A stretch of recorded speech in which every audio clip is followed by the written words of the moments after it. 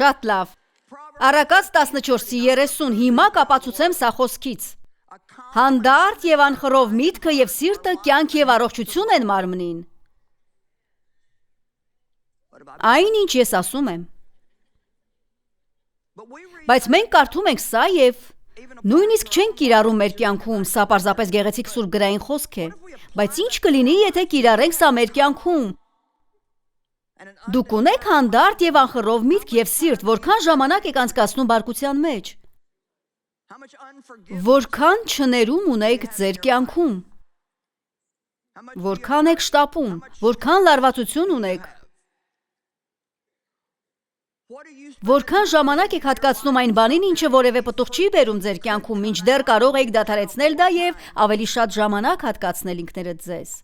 Բայց դուք չեք անում դա ինչ պատճառներով։ Գիտեք, որքան շատ եք ինչ-որ բան անում, այնքան ավելի հակված եք դա անելու։ Եվ շատ շուտով դուք չեք կարող դա չանել։ Դուք չգիտեք, թե ինչպես հանգստանաք, որովհետև հանգիստը կարծես ձանձրալի է։